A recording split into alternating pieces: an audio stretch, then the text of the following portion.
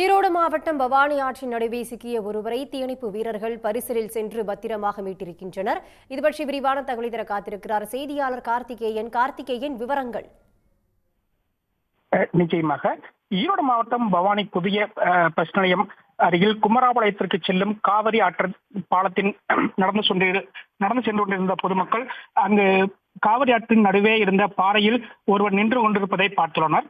தொடர்ந்து தற்போது காவிரி ஆற்றில் மேட்டூர் அணையில் இருந்து சுமார் 20,000 கனஅடி தண்ணீர் திறக்கப்பட்டுள்ள நிலையில் அதன் ஆபத்தை உணராமல் ஒரு நபர் பாறையின் மீது நின்று கொண்டிருப்பதை பற்றி பவானி தீயணைப்பு நிலையத்திற்கு தகவல் அளித்தனர். தொடர்ந்து தகவலின் பேரில் சம்பவ இடத்திற்கு விரைந்த தீயணைப்பு துறையினர் பரிசல் மூலம் பாறையின் மீது நின்று கொண்டிருந்தவரை மீட்டு கரைக்கு பத்திரமாக அழைத்து வந்தனர். தீயணைப்பு துறையினர் விசாரணை நடத்தியதில் அவர் நாமக்கல் மாவட்டம் குமராபாளையத்தைச் சேர்ந்தவர் பெருமாள் என்பதும் சற்றே மனநலம் பாதிக்கப்பட்டவர் என்பதும் தெரிய வந்தது. இவர் கடந்த 2 நாட்களாக அந்த பாறையின் மீது அமர்ந்திருந்ததாக கூறப்படுகிறது.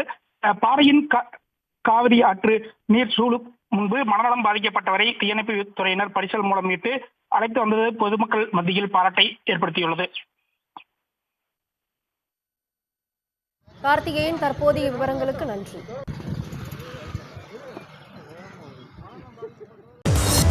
உள்ளூர் செய்திகள் முதல் உலக செய்திகள் வரை உங்களை சுற்றி நடக்கும் எல்லா செய்திகளையும் நொடிக்கு நொடி அறிந்து கொள்ள சன் நியூஸ் வாட்ஸ்அப் சேனலை ஃபாலோ செய்யுங்கள். QR கோடை ஸ்கேன் செய்து சன் நியூஸோடு இணைந்திருங்கள்.